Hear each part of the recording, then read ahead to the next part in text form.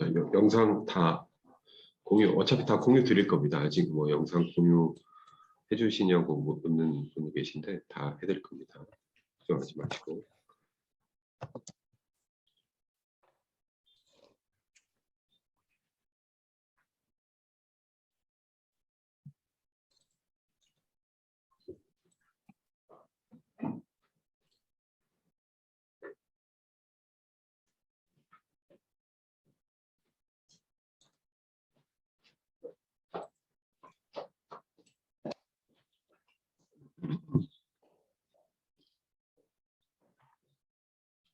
자, 다시 돌아가서 그 근원 특질하고 표면 특질을 말씀드렸죠. 그렇죠? 근원 특질 그것을 16가지로 정의를 했다. 이렇게 보시면 됩니다.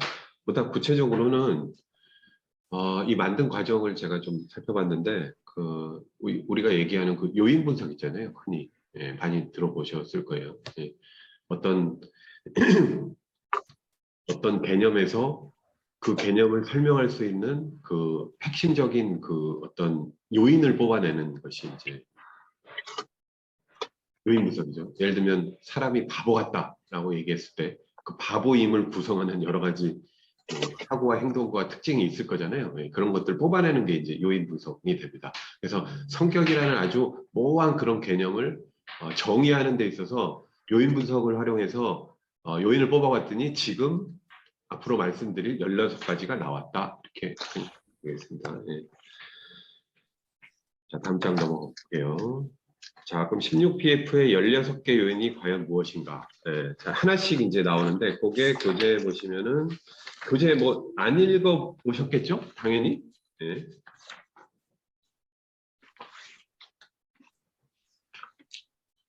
네. 자, 77페이지부터 나오는 게 이제 요인들이에요. 16PF 요인들. 네.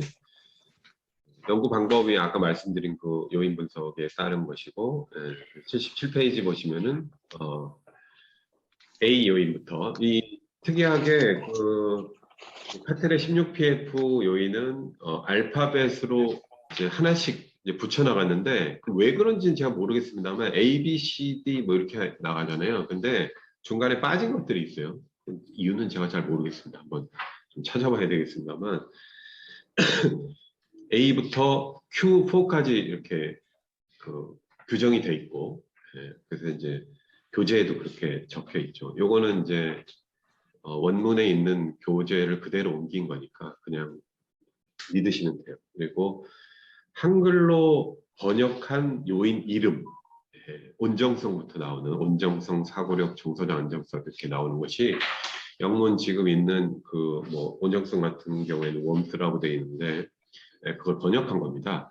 여기 보시면 이 교재에 나와 있는 그 한글 그 이름하고 슬라이드에는 좀 다른 것도 있어요. 그러니까 그건 약간 번역의 차이라고 생각하시면 될 것 같아요. 그러니까 모든 교재가 똑같이 그 한글을 쓰지 않기 때문에 뭐 그런 정도의 차이다 생각하시면 될 것 같아요. 네, 마이크는 꺼주시고요. 네. 연결 중입니다. 잠시만 기다려주세요. 네, 네. 뭐, 우리가 기다릴 수는 없고요. 녹화 영상 다 드릴 거니까. 예. 마이크는 꺼주시고.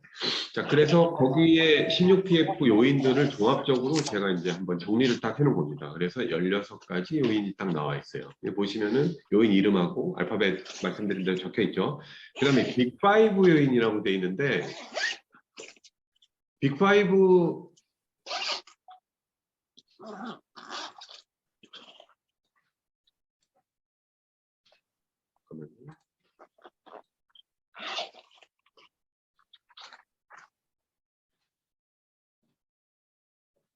자, 빅5를 모르시는 선생님을 위해서 간략하게 설명을 드리겠습니다. 그 심리 유형론, 특질론 중에 인간의 성격을 5가지 큰 틀로 구분해 놓은 것이 빅5 이론이에요. 빅5라고 하기도 하고, 몇몇 심리학자들이 다르게 이름을 붙이기도 하는데, 크게 보면 그냥 5요인 이론이다. 한글로는 뭐 그렇게 많이 해석을 하시더라고요. 그래서 5요인 이론에 따른 요인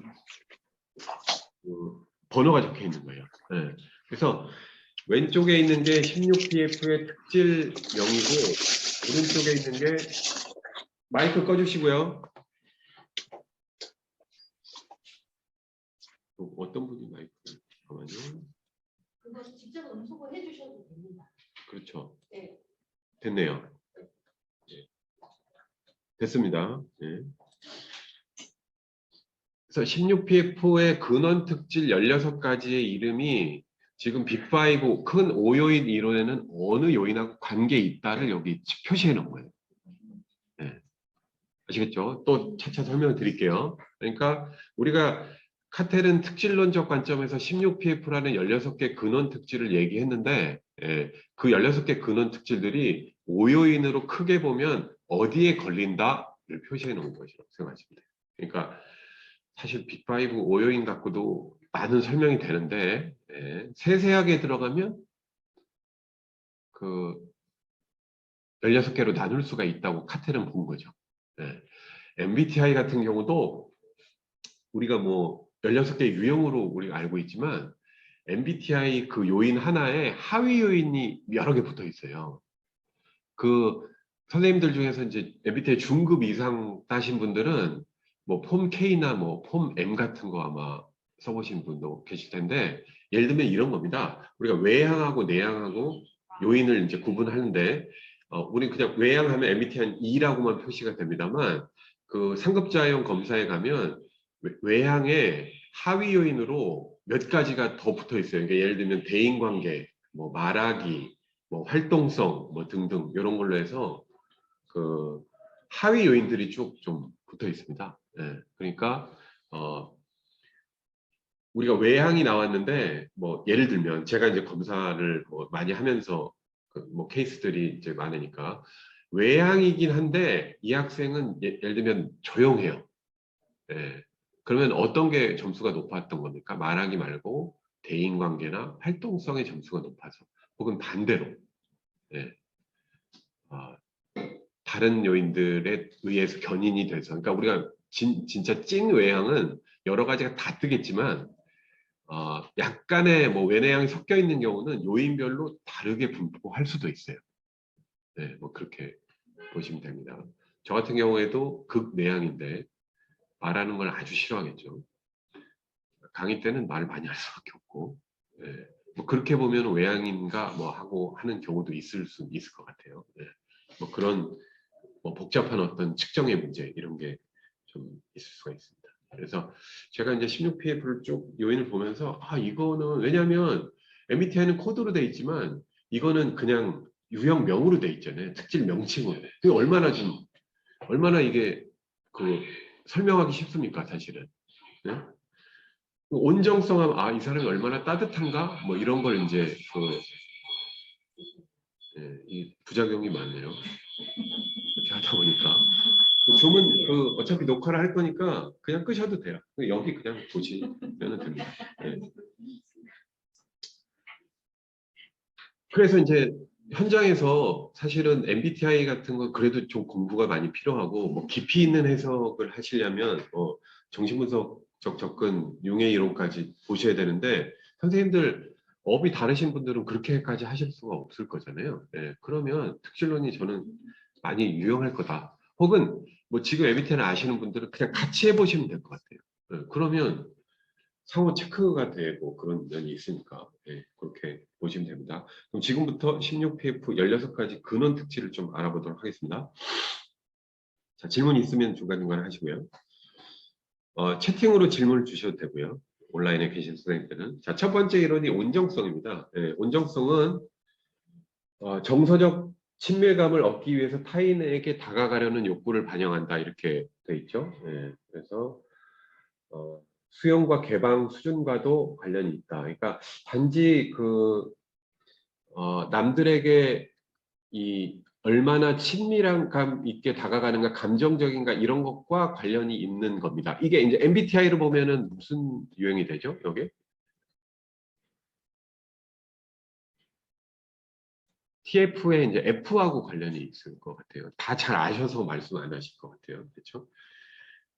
우리가 사고, 감정, 판단 방식, MBTI 두 번째 코드죠. 예, 판단 방식에 있는 사고와 감정형의 감정형과 상당히 유사한 그런 경향이 있다. 그래서 지금 B5가 이제 지금 1번, 3번이라고 돼 있는데 이게 숫자만 나와 있으니까 약간 헷갈리실 수도 있을 것 같아요. 제가 그 요걸 먼저 한번 보여드리고 올게요. 그러면 그 결과지 지금 어떻게 나오는지. 예.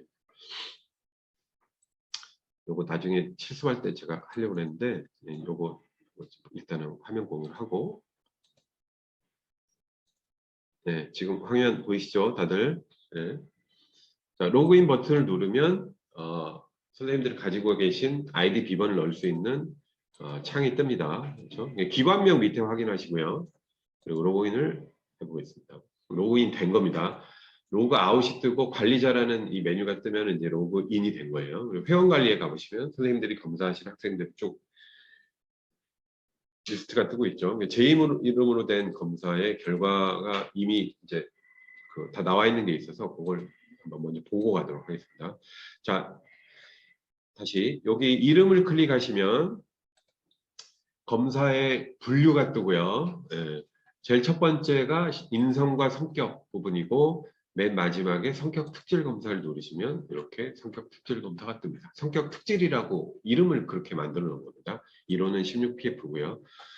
문항을 닫으면은 보시는 대로 이렇게 검사할 수 있는 것과 지난 검사, 그러니까 검사가 완료된 거는 결과를 볼 수 있도록 그렇게 돼 있죠. 그래서 검사를 여러 개 하시면은 리스트가 여러 개가 쭉쭉쭉 쌓입니다. 그러니까 뭐 먼저 있는 게 날아가는 게 아니에요. 재검사를 분명히 할 수 있고 보시면은 혹시 화면 공유가 잘 안 될 수도 있을까요? 예, 이거를 다시 화면 공유하겠습니다.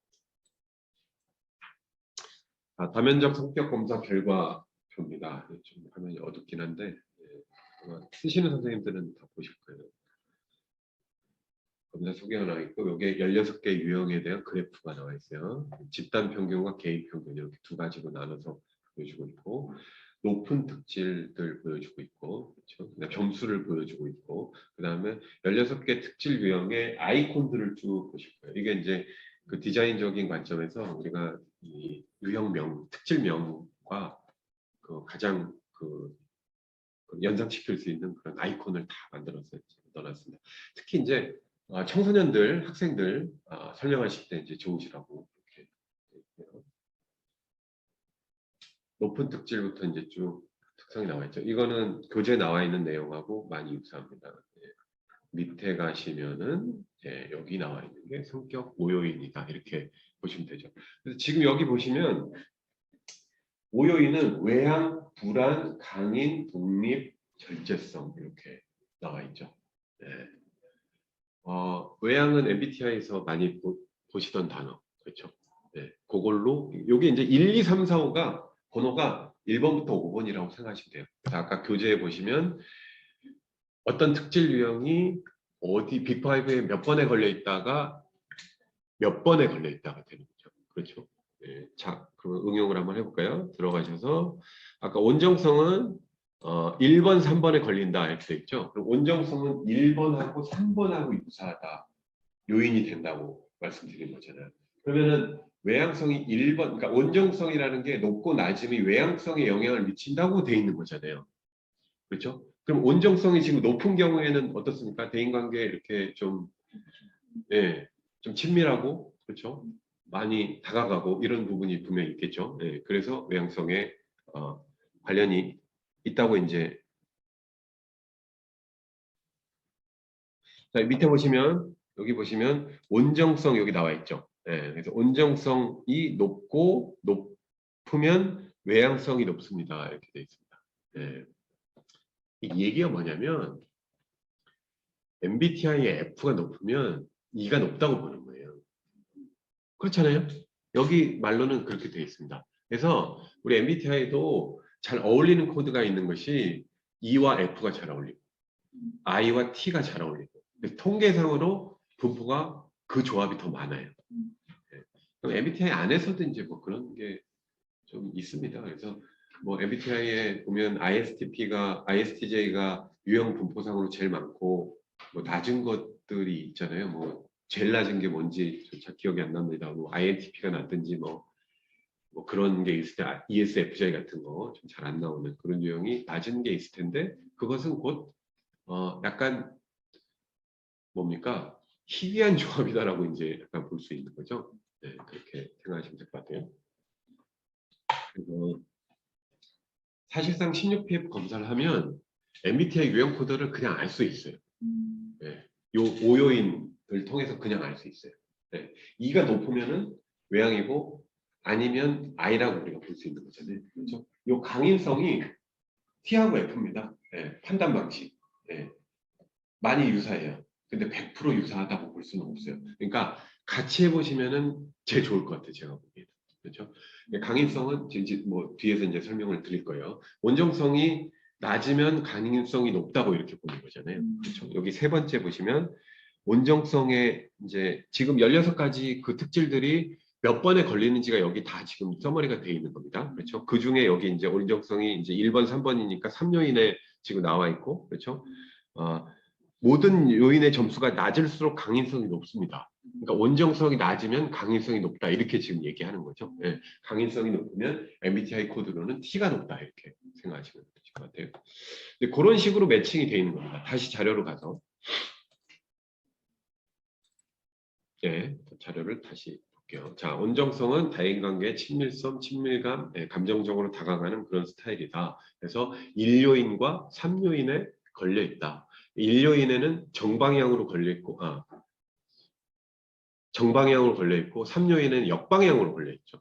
그래서 지금 온정성에 대한 문항이 검사에서 제시가 될 때, 얘 온정성 점수를 계산한 다음에, 그 다음에 요인 점수, 1, 2, 3, 4, 5의 요인 점수로 다시 그걸 배분을 하는데, 1번 요인에는 정의 방향으로 합산을 해주고 3번에는 부적인 방향으로 마이너스 방향으로 합산을 해준다. 이렇게 생각하시면 간단하죠. 검사를 만드는 게 사실은 생각보다 간단합니다. 근데 뭐 표준화라는 이제 그런 절차가 사실 그게 이제 조금 어렵고 그런 부분들이 좀 있긴 있어요. 근데 그 표준화는 이제 돈의 문제도 있고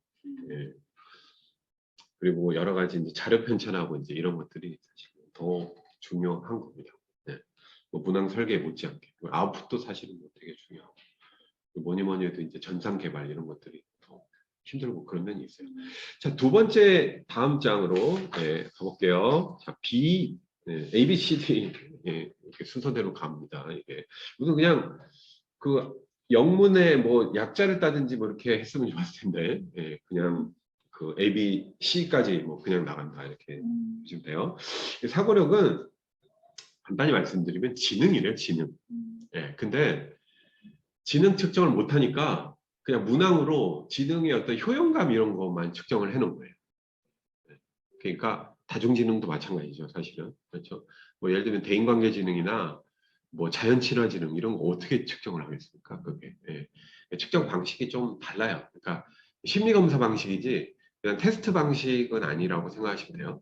그래서 사고력은 추가로 요 원문에 그렇게 돼 있습니다. 추가로 필요하면 지능 검사를 더 해봐라 이렇게 돼 있어요. 그래서 종합적이고 뭐 어떤 사람의 풀배터리 검사를 하실 때는 뭐 성격 검사도 하시고 지능 검사도 하실 수 있잖아요. 그렇죠? 그리고 지능은 뭐 사실 성적표를 가져와서 뭐 이렇게 좀 보고 하는 것도 많은 도움이 좀 되더라고요. 제 경우에는. 그래서 그렇게 유추해 볼 수도 있을 것 같습니다. 어쨌든 두 번째 요인을 우리가 사고력으로 보고 있고 이건 지능과 유사한 개념인데 여기 보시면 오른쪽에 비어 있죠. 예, 자료에 오른쪽에 비어 있습니다. 예, 5요인에 어디에도 걸리는 게 없다는 거예요. 얘는 그냥 5요인하고 관련이 없는 그냥 기능적인 요인이다라고 보고 있는 겁니다. 그렇게 이해를 하시면 되겠고요. 자, 세 번째로 넘어가 볼까요? 정서적 안정성. 자, 느낌상 어떤 느낌이 드세요? 정서 불안 안정을 보는 거구나. 바로 아실 수가 있겠죠. 그래서 영문으로 이제 emotional stability라고 되어 있는데 뭐 아주 충실하게 번역한 거죠. 자, 정서적 안정성이 총체적 요인 중에는 5요인, 총체적 요인이라고 써있는데 5요인 중에는 불안에 영향을 미친다. 당연히 그렇겠죠. 스타빌리티니까. 그래서 정서적 안정성이 높은 경우에 불안 수준이 낮고 낮은 경우에 높고 그렇게 걸리도록 되어 있습니다. 정서적인 어떤 반응 경향하고 뭐 자아 존중감하고도 이제 관련이 있다 이렇게 되어 있습니다. 그래서 높은 자아적 정서 안정성이 높은 경우에는 침착하고 인내심이 높고 차분하고 낮을 때는 감정적이고 신경질적이다 이렇게 되어 있죠. 당연히 예상 가능한 거예요. 각각 16PF는 적성 판정에도 쓸 수 있도록 직업 선택에서의 의미를 기술하고 있어요. 네, 밑에 보시면 직업 선택에서의 의미. 그래서 주로 폴란드 흥미 유형으로 매칭을 하고 있고요. 네. 문제 해결 상황에 지속적으로 노출하는 그런 직업군에 정서적 안정성이 높은 사람이 많이 분포한다. 한마디로 말씀드리면 그렇게 되겠죠. E와 R 타입 뭐 등등이 나와 있고 낮은 경우에는 A 타입으로 되어 있는데 제가 이걸 쭉 보면서 예술 계통은 확실히 좀 불안할 수밖에 없다. 네, 그런 걸 많이 좀 느꼈습니다. 그렇게 기술을 좀 많이 하고 있습니다.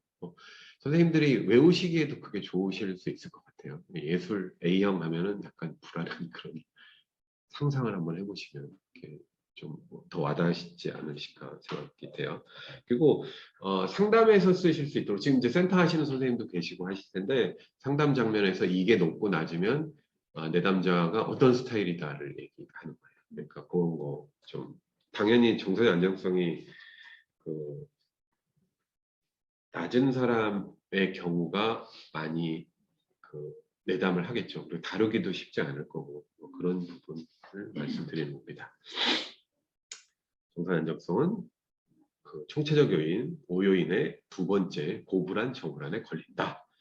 자, 네 번째 유형 보시면은 지배성 도미넌스라고 되어 있죠. 예, 코드로는 2라고 표시가 되어 있습니다. 예. 지배성 당연히 유추하시는 대로 남들 위에 군림하고자 하는 그런 스타일이에요. MBTI 유형을 보면 뭐가 될까요? 이게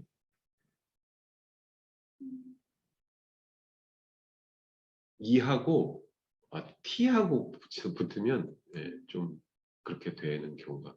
그래서 그 사상 체질 같은 경우 뭐 태양인 막 이렇게 얘기해서 막 고압적이고 막 정말 자극에 둔감하고 막 그런 사람들을 강인한 그런 사람들을 얘기하는데 그거하고 이제 비슷한 요인이다라고 보시면 될 것 같아요. 그 빅5는 독립성과 수능성 요인에 영향을 미친다 이렇게 되어 있습니다. 지배성이 높으면 당연히 독립성이 높다라고 보는 것이죠. 지배성이 낮을 경우에는 남들 따라가는 그런 경향이 좀 강하다. 되어 있습니다. 경쟁적이고 자기 주장이 강하다. 낮은 경우에는 협조적이고 포용적이다. 공손하고 겸손하다. 그러니까 ET 유형이 만약에 지배성이라고 하면 그 반대에 있는 게 뭐죠? IF죠. IF는 아주 그냥 유순하고 그냥 온순하고 뭐 그런 사람들로 동사가 됩니다. 직업 선택에서 의미 뭘까요? 뭐 보니까 마케팅, 매니저, 경영자 합상하는 그런 직종 뭐 이렇게 나와 있고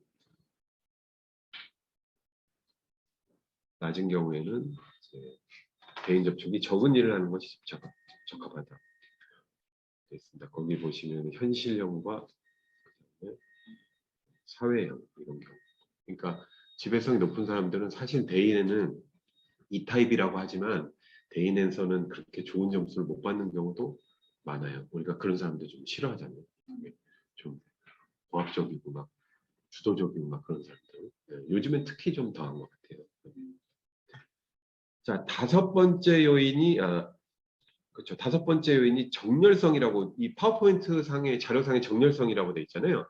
근데 교재에는 뭐라고 돼 있습니까? 82페이지. 네, 추진력.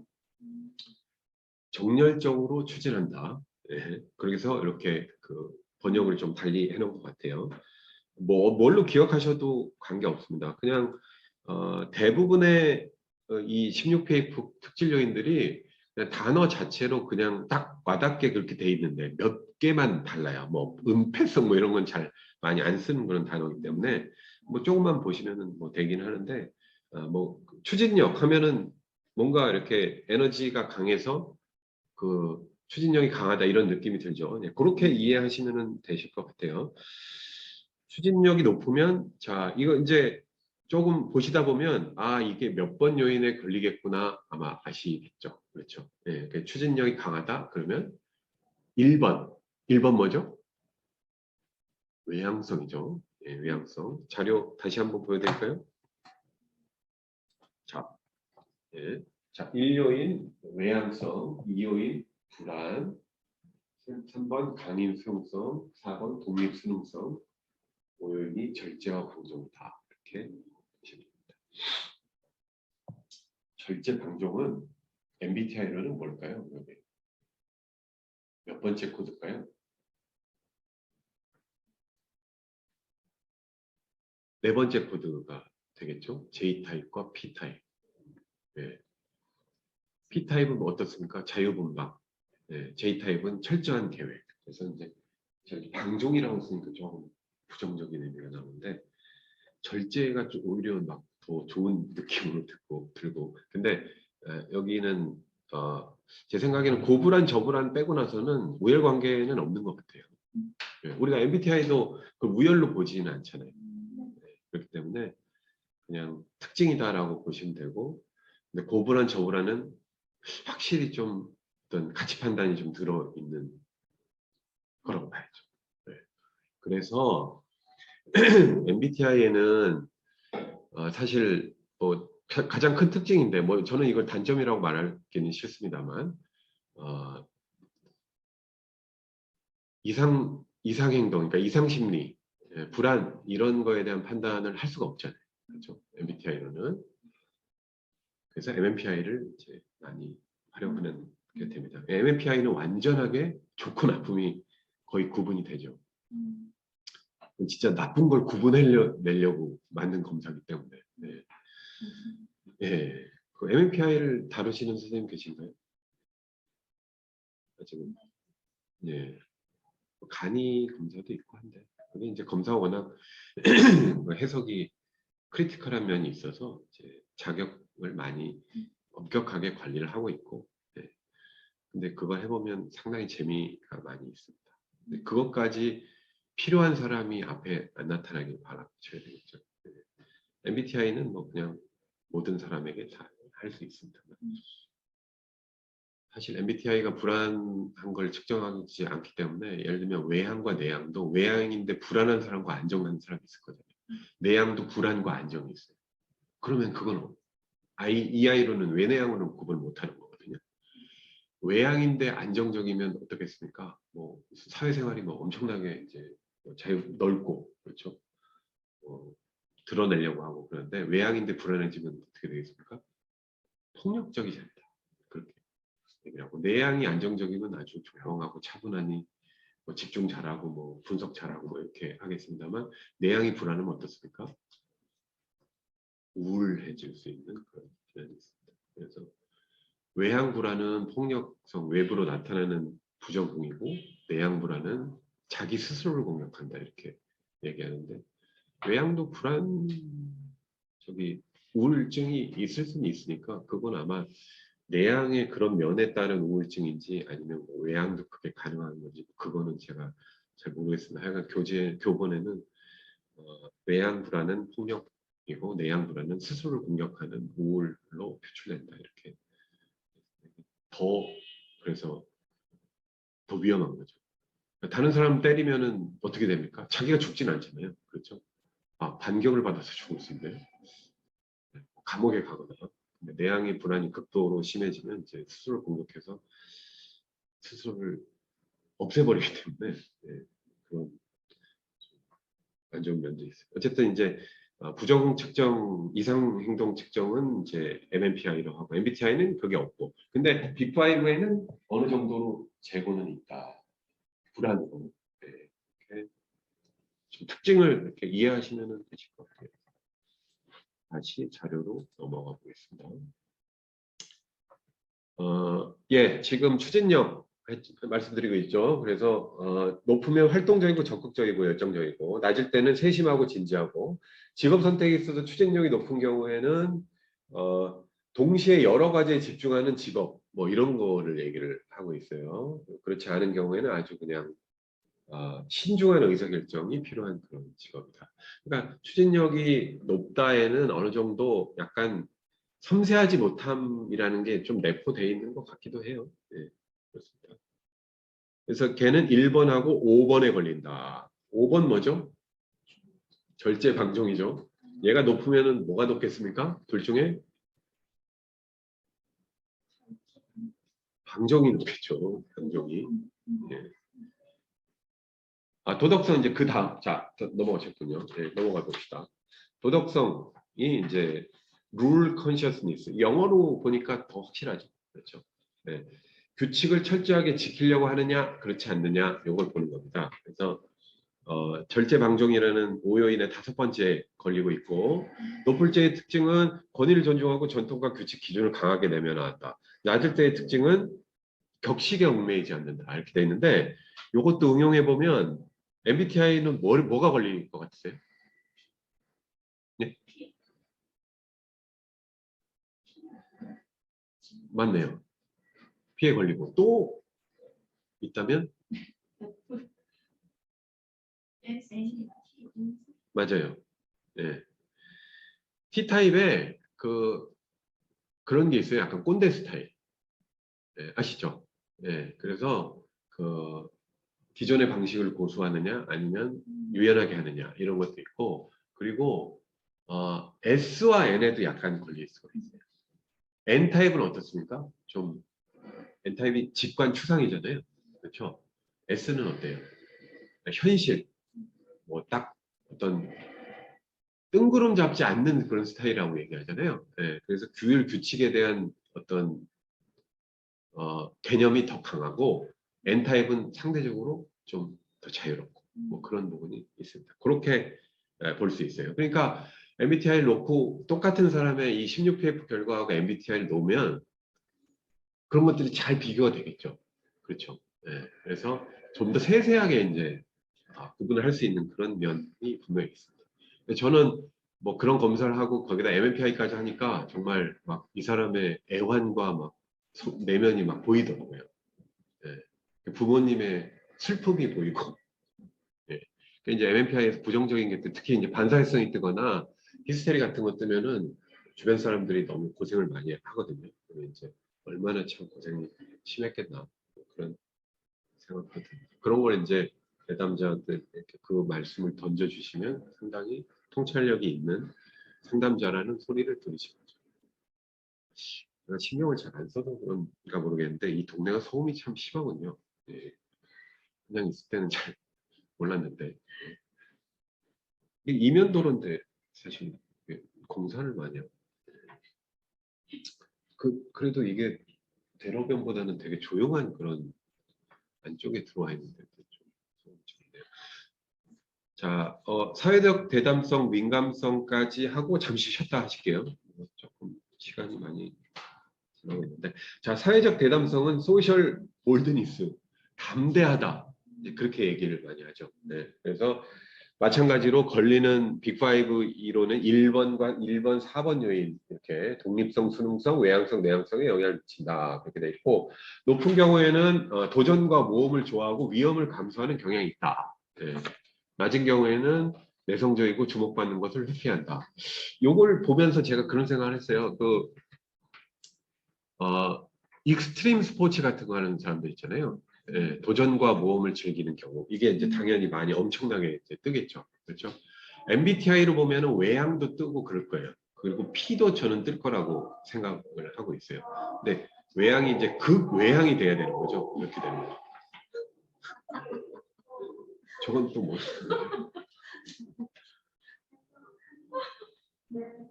여러 가지 다양한 형태의 공격이 들어오네요, 오늘. 예.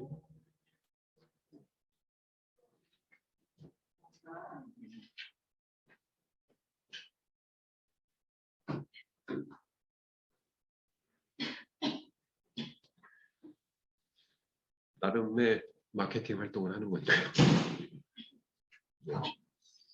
그 이제 모험과 도전을 즐기는 사람의 끝판왕이 이제 자기 목숨 걸고 하는 그런 것들이잖아요. 예. 그런 사람들을 엄청나게 많이 뜰 거라고 생각해요. 그러니까 신체적으로도 아마 관련이 그러니까 차이가 많을 거라고 생각하는데 외향과 내향은 신경계통에 확연한 차이가 있다고 얘기를 하거든요. 제가 이제 그렇게 배웠어요. 그러니까 외향의 경우는 이게 반응을 좀 덜 하는 거죠. 신경체계가. 그렇게 되면 둔감하게 되는 거예요. 그러면 이제 사실 뭐 익스트림 스포츠 중에 여러 가지가 있습니다만 제일 위험한 게 그 왜 윙수트라고 들어보셨어요? 다람쥐, 예, 다람쥐 옷처럼 이렇게 날다람쥐 옷처럼 이렇게 그 날개 달린 옷을 하고 그냥 뛰어내리는 거예요. 예, 그래서 부상이 없는 스포츠라고 얘기하던데, 예, 부상이 없이 그냥 사고 나면 그냥 무조건 죽기 때문에 예, 부상이 없는 스포츠다. 예, 말만 들어도 끔찍하고 게다가 그렇게 날아가는 뿐만 아니고 날아가면서 조그만 어떤 이제 바위 틈 이런 그 큰 틈 같은 거 있잖아요. 이런 데를 지나가요. 또. 그러니까 그 얼마나 그 순간이 보통 사람은 견디기 힘들 정도로 뭐 짜릿하다고 얘기하면 약간 변태스러운 거고 죽는다고 생각하고 이제 하는 거잖아요. 근데 그걸 해내는 거 보면 그 사람들의 그 신경 체계나 성격이 많이 저는 다를 거라고 생각해요. 근데 보통 사람이 아니다. 그렇게 예를 들면 그거를 떠올리면 이거를 이렇게 이해하시는데 도움이 되겠구나 제가 그런 생각을 했습니다. 지금 쉬는 시간. 조금 이따 쉽게요. 그냥 쉬신다고 했는데. 요거까지 끝나고 예, 요 왼쪽만 끝내고 예, 왼쪽만 끝내고 쉬겠습니다. 예, 예. 예, 그 높을 때의 특징이 그런 특징이 낮을 때는 이제 그 주목받는 걸 싫어하고 도전과 모험을 싫어하고 직업 선택에서는 어떻겠습니까? 뭐 높은 위험을 감수해야 되는 그런 직업 여기에는 이제 적합할 것이고 반대는 그렇지 않은 경우 반대는 뭐 물리학자, 사서, 회계사, 엔지니어, 기계공, 농부 뭐 등등 정말 그냥 아주 섬세하고 세심한 그 직군인데 제가 이제 다큐멘터리 같은 걸 많이 보는데 재밌는 것들이 중에 항공 사고와 관련된 그런 다큐멘터리들이 되게 저는 약간 그런 걸 즐겨보는 그런 스타일인데 엄청나게 큰 뭐 수백 명이 죽는 대형 항공사고가 아주 사소한 그 정비 실수에서 막 일어나는 경우가 되게 많대요. 그래서 한 가지 제가 기억나는 게 뭐 예를 들면 이제 그 조종석 그 앞에 유리 보면 이제 리벳이라고 해서 다다다다 여러 개 이제 이 볼트와 너트가 이제 막 이렇게 조여 있잖아요. 그 중에 딱 하나가 미리수가 0.5mm가 틀려서 거기서 균열이 일어나서 그 자체가 아예 터져버리는 그런 사고가 있었어요. 전에. 싫어합니다. 그러니까 그걸 정비하는 사람이 왜 실수를 했냐 그날 복귀를 하는데 참 신기한 게 이게 불이 고장 났는데 어두운데 선반에서 그걸 이제 어두운 선반에서 그걸 꺼내는 건데 의뢰의 자기는 이제 알 거잖아요. 근데 그날 이제 그런 미리수를 착오를 해서 선반에서 꺼낸 거예요. 그걸 정비를 했다가 비행기 자체가 날아가서 수백 명이 죽는 그런 사고가 났어요. 그러니까 그 업에 종사하는 사람은 어때야 되겠습니까? 이게 완전히 낮아야 되겠죠. 이런 게. 예. 제로가 돼야 된다고 저는 생각을 해요. 예. 아무리 신중하고 꼼꼼하고 해도 과하지 않을 정도의 그런 이제 섬세함. 예. 그런 걸 이제 떠올려 볼 수 있습니다. 이게 이제 강하고 높은 사람들 혹은 그 반대인 사람들 기준으로 생각해 보시는 게 도움이 많이 되실 거예요. 그리고 이거는 MBTI에서도 잘 나오진 않습니다. 외향이면서 물론 그런 유추를 해볼 수 있지만 저는 단서가 거의 없다고 생각하거든요. 외향만 갖고는 이거를 보기는 어렵다. 예. 근데 이제 뭐 학생들 다루는 선생님이나 뭐 혹은 결혼정보회사에서 이 매칭을 하시는 분, 뭐 이런 분들이 이런 정보를 갖고 있다고 하면 상당히 흥미로운 그런 정보가 되겠죠. 예. 이게 좋은 걸 수도 있고 뭐 나쁜 걸 수도 있고. 예. 자, 민감성 보겠습니다. 예, sensitivity라고 돼 있어요. 민감성이 이게 조금 그냥 단어 의미하고 좀 다르게 와닿는 요인이거든요. 민감성, 우리가 보통 쓸 때는 어떻습니까? 네, 자극에 대한 반응이잖아요. 얼마나 민감하냐, 둔감하냐. 근데 여기서는 약간 감수성하고 비슷하게 보시면 될 것 같아요. 네, 그래서 MBTI를 보면 F타입의 요인과 비슷하게 이해하시면 좋으실 것 같아요. 예, 조금 뭐 제 나름으로는 이 번역이 조금 바로 안 와닿을 수 있는 정도인 것 같다. 그런 생각을 좀 했습니다. 높을 때의 특징은 예술적이고 미적으로 민감하다. 뭐 그런 면이 좀 있겠죠. 이게 보시면 자 87페이지에 이제 두 번째 높을지의 특징에 지나치게 높을 경우에 정서적으로 취약하여 불쾌하거나 어려운 일을 회피한다라고 돼 있어요. 이게 좀 이해가 되시나요? 네. F가 지나치게 강하면 완전히 동조해 버리기 때문에 그런 문제 자체를 만들지 않으려고 하는 그런 경향이 있는 경우가 있습니다. 약간 불안한 경우일 수 있겠죠. 그걸 떠올리시면 되실 것 같아요. 네. 정서적 안정성으로 좀 연결이 있죠. 자, 그걸 한번 볼까요? 정서 안정성 세 번째 요인은 2번에 걸리는 거잖아요. 불안, 구불안, 저불안. 근데 3번이 그러니까 민감성 자체로는 그렇지 않고요. 지나치게 어떨 때라고 돼 있는 거잖아요. 예, 일반적으로 어떨 때가 아니고 지나치게 어떨 때. 예, 거기 교재에 보시면 지나치게 높거나 낮을 때 약간 예외적인 그런 내용이 나와요. 그러니까 그거를 좀 주의 깊게 좀 보셔야 돼요. 그러니까 일반적으로 높은 사람하고 좀 다르네. 그러면 지나치게 높을 때라고 볼 수 있어요. 그러니까 MMPI 같은 경우에도 그냥 높은 거하고 많이 높은 거하고는 또 달리 해석을 하고 그러거든요. 이거 분명히 뭔가 페이크가 있다 혹은 다른 특징이 있다 이렇게 보는 경우가 있습니다. 예를 들면 MMPI 같은 경우에 결혼 생활 만족도, 그러니까 배우자 만족도 이런 것들을 측정하게 되어 있는데 그게 지나치게 높은 사람이 지나치게 낮은 경우를 반대 표현해서 그런 경우가 있을 수도 있어요. 예, 그런 예가 될 수가 있겠습니다. 우리가 심리검사에 항상 다른 경향성, 피험자의 어떤 사회적 바람직성이나 타인에 대한 인식 이런 거를 완전히 배제해서 볼 수 없기 때문에 예, 그런 있는 그대로만 해석 안 하죠 보통. 예, 약간 통찰력 있게 좀 주의 깊게 보셔서 이게 아닐 수도 있다 뭐 이런 측면을 좀 보시는 것도 괜찮으실 것 같아요. 예. 자, 낮을 때는 현실적 위급 상황에서 효율적. 그러니까 이제 네, 두 번째 줄 보시면 내부 감정에 대해서 인지하는 능력이 부족하다. 여기서 명확하게 드러나죠. 이게 T라는 얘기잖아요. 그렇죠? 그래서 지금 여기서 16PF에서 얘기하는 민감성은 감수성과 관련이 있고 F를 얘기한다. 낮을 때는 T가 된다. 이렇게 생각하시면 되겠습니다. 잠시 뭐 한 5분 정도만 쉬셨다가 질문 있으시면 없으시죠? 보통 다시 하겠습니다.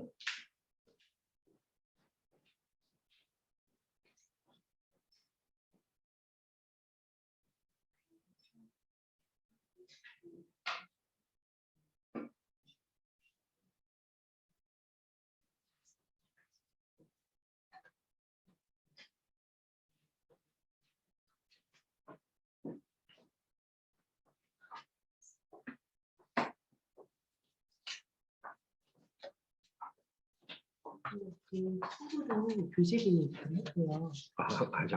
없으시구나. 네, 예. 제가 가져갔어요. 그래요. 예. 그리고 제가 원래 미래공학 교육 들어갔거든요.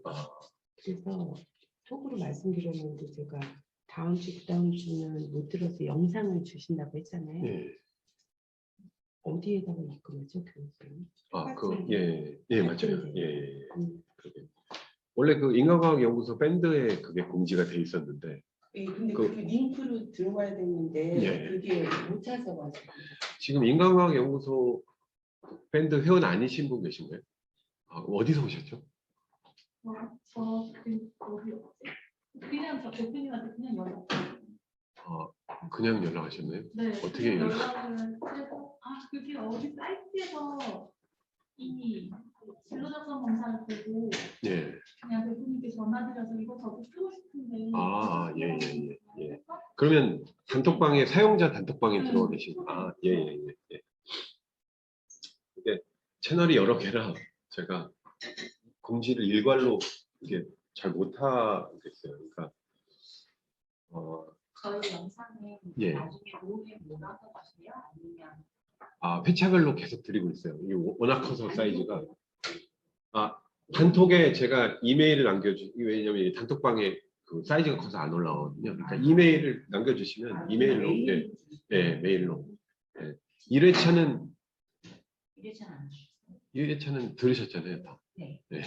드릴게요. 그 이메일을 남겨주시면 다 공유를 해드릴 겁니다. 근데 그게 뭐 제가 말씀드리는 게 항상 교육을 많이 하는데 계속 오시는 분이 새로 들으시는 것 같은 느낌 항상. 그러니까 공부할 때 그때 안 하시면 이렇게 접어두시면 또 안 보게 돼요. 그렇더라고요. 그래서 오늘 이 강의 예. 영상을 공유해 주시는 거예요? 예, 그렇죠. 단톡이에요? 네, 이메일. 이메일로. 사이즈가 커서 항상 제가 이메일로 보내드리는. 예. 코인은 피 번호가 달려 있으면 되는 거죠. 네, 핀 번호하고 이 출석 보상은 근데 지금 다 받으시나요? 저기 단톡방에 계신 임수현 소장님이 제가 말씀드릴게요. 다 안내를 해드릴 텐데 너무 알고 너무 어렵다. 이게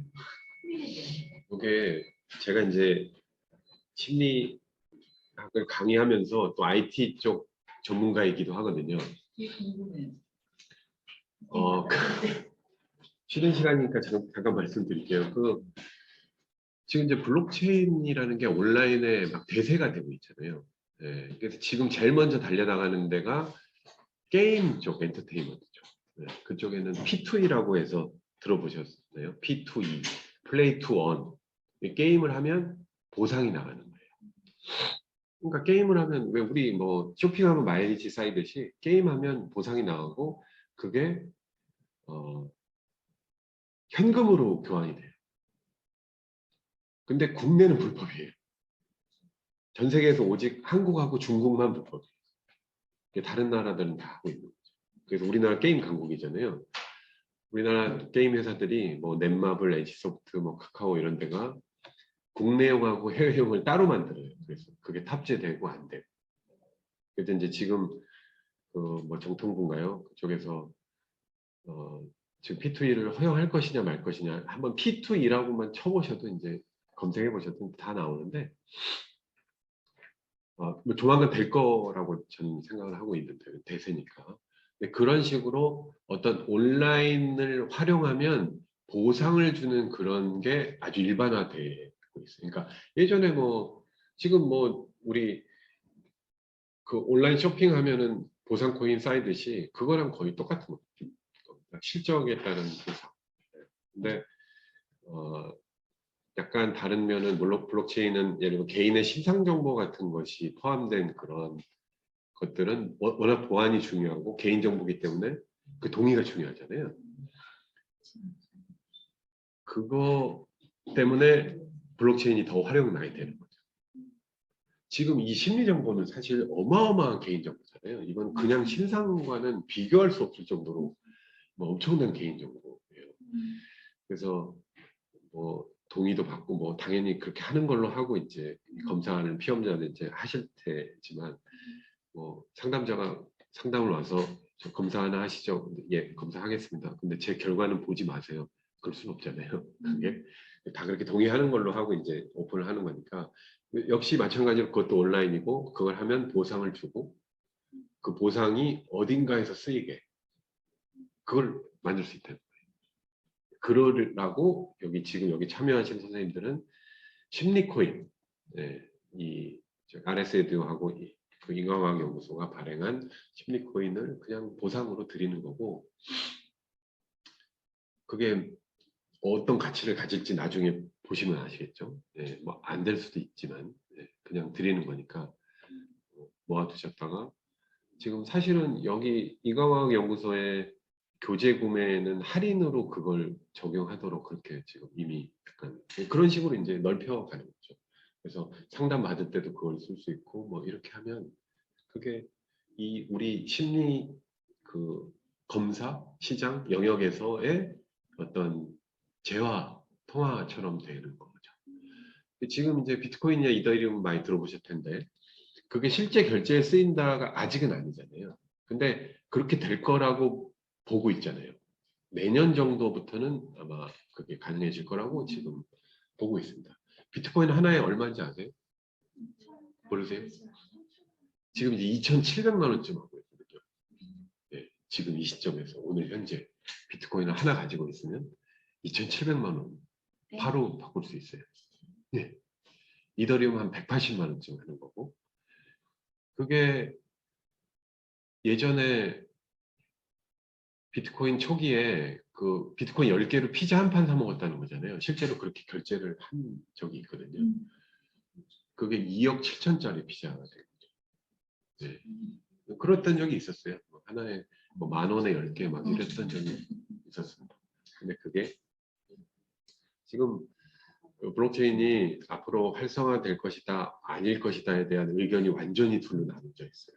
네, 어떤 사람은 완전히 도박이라고 얘기하는 사람이 있고 이게 아주 신기술, 혁신적인 기술, 미래의 대세가 될 기술이라고 얘기하는 사람도 있습니다. 네. 지난번에 예. 영 소장님 저희 두 번째 왔을 때 예, 예. 아, 그 조심히 있으시네요. 다섯 번째 있던 예, 거예요. 맞아요. 근데 지금 PSYC. 소장님 까셨는데 없어요. 그럼 이게 받으면 생기는 거예요. 그렇죠. 받으셔야 생기시는 거죠. 지난번에 출석하셨을 때, 그러니까 그때 한번 해놓고 예. 이걸 어떻게 하라는데 그걸 잘 맞아요. 이해가 안 되죠. 임소연 소장님이 여기 그 담당하시는 분이거든요. 여기 인간관계 단톡방에서 이제 제가 말씀드릴 테니까 근데 그러면 어떻게 하는지를 몰라요. 그러니까 저희는 그냥 핸드폰을 받게 되는 거예요. 지금 핸드폰으로 그냥 받으시면 돼요. 업비트가 사용자가 뭐 1,000만에 달하고 그다음에 한때 그 업비트 암호화폐 거래소의 거래 금액이 대한민국에 있는 모든 증권 온라인 증권사의 거래액을 다 합친 것보다 많았던 적도 있었어요. 지금 현재도 어마어마하게 많을 겁니다. 근데 처음 들어보셨다는 거는 좀 느리신 거죠. 아무래도. 한번 해보세요. 나중에 그 좋은 일이 있도록 분명히 우리가 잘 만들어 갈 수 있다. 네, 제가 뭐 그걸 위해서 이제 여러 가지 기사도 제가 공유 드리고 그랬는데 그럴 수 있는 날이 이제 오게 될 겁니다. 그거는 이제 우리 심리 진단을 활용하는 것과 약간 맞물려서 어떤 좋은 어떤 방법, 사용 방법, 활용 방법 그게 될 수 있는 거죠. 그러면 뒤에 선생님은 성함이 서정 그 저기 학원 선생님. 그렇죠. 네. 많이 좀 보상도 받아가지고 많이 이렇게 퍼뜨리면 그것이 곧 가치가 높아지게 될 거라고 봅니다. 자, 이어가 볼까요? 자, 8개쯤 했고요. 뭐 8개 중에 뭐 되게 막 이해하기 어렵고 뭐하고 힘든 건 별로 안 보이실 거예요. 그렇죠? 자, 오른쪽에 가 보시면 이제 경계성이 있는데 이게 뭡니까? 다른 사람을 경계하는 어떤 일을 경계하는 조심성이 좀 높다 이런 느낌이 나시죠? 그래서 여기 코드는 L이라고 돼 있고 오요인 이론에는 2번 고불안 저불안, 그다음에 4번 요인에 같이 걸리도록 그렇게 돼 있습니다. 경계심과 불신이 높다. 불신하니까 이제 그 딱 와닿네요. 그렇죠? 낮으면 세상 사람들의 본성이 착하고 신뢰할 수 있으면 진실되고 믿는 경향이 있다. 사기를 잘 당하는 사람들이겠죠. 그렇죠? 예. 요거 여담입니다만 사기를 치는 사람들, 그러니까 생활 습관이 그런 사람들은 다른 사람도 그럴 수 있다는 생각 때문에 서로 못 믿어요. 그래서 사기꾼들 둘이 만나면 진짜 쟁쟁하죠, 완전히. 서로 이렇게 머리 쓰느라고. 근데 그렇지 않은 사람에게는 설마 사람이 어떻게 그럴 수가 있겠어. 이런 얘기를 할 수가 있고. 완전히 다른 그 삶의 원리를 갖고 사는 사람들. 그래서 이걸 보면 이제 그게 어느 정도 예측이 가능한 측면이 있겠죠. 그렇죠? 높을 때는 마찬가지로 타인의 의도와 세상에 대해서 의심하고 불신 수준이 높다. 음모론 뭐 이런 것들 많이. 근데 실제로 세상 자체가 많이 그렇게 돼 있기 때문에 에이, 설마 그렇게 써 하는 게 그렇잖아요, 요새.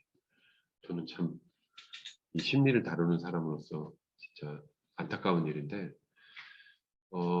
연쇄살인범은 사이코패스죠. 예, 사이코패스 대부분은 스스로 이제 인지 자각하고 그게 반사회성의 다른 형태이기 때문에 다 알아요. 그리고 사이코패스들끼리는 서로 통한다고 그러잖아요. 그래서 그 유영철이 그 화성 연쇄살인범 이춘재에 대해서 얘기했을 때 그 사람 죽었거나 감옥에 있거나 둘 중에 하나라고 얘기했었잖아요. 그러니까 아는 거예요. 그런 충동을 이건 절대로 막을 수 없다. 네. 걔네들끼리는 아는 거죠. 네. 그래서 저는 결혼 전에는 그런 검사를 반드시 해봐야 된다고 생각을 하거든요. 근데 안 하고 나중에 사건이 터지고 난 다음에 사이코패스 테스트를 해봤더니 뭐 점수가 높다. 뭐 신당역 그 스토킹 살해자나 무슨 뭐 이은혜 같은 계곡 살해 그 살인범이나 뭐 높다고 나오는데 그걸 왜 진작 안 하죠? 사람을 살리는 일인데 저는 그게 대단히 좀 안타까워. 그러니까 심리하는 사람들의 사회 참여가 좀 적은 편이에요. 상당히 좀 부진합니다. 그리고 그 영역을 사업화하거나 그 영역에서 돈 버는 사람들도 심리 전공자들이 아니에요. 거의 대부분. 제가 제 친구들 뭐 봐서 압니다만 다들 내성적이고 뭔가 좀 궁금하고 막 이렇게 호기심 많고 한데 그냥 조용히 그냥 책 보고 그러고 있고 또 그리고 심리적으로 약간 불안한 애들도 많아요. 그렇기 때문에 또 거기 관심을 또 많이 갖는 거거든요. 참 그렇죠. 그 상담하는 사람이 좀 불안하다 오히려. 예, 실제로 그래요. 그래서 관심이 더 많고 더 이해를 잘할 수 있고 그리고 상담자가 상담을 받잖아요. 그래서 자기 치유를 위해서 상담을 받고 그렇습니다. 실제로 막 진짜 무슨 그런 부적응이나 심리적인 그런 그 멘탈 디스오더를 다루는 그런 사람들만 맨날 본다고 생각을 해보세요. 뭐, 좋겠습니까? 그게.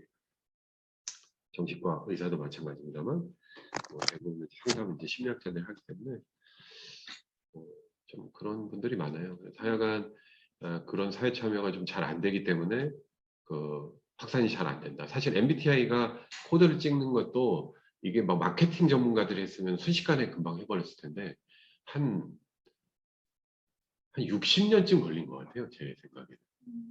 처음 들어올 때 뭐 60년대 그런 얘기 70년대 뭐 하여간 그 이전일 겁니다.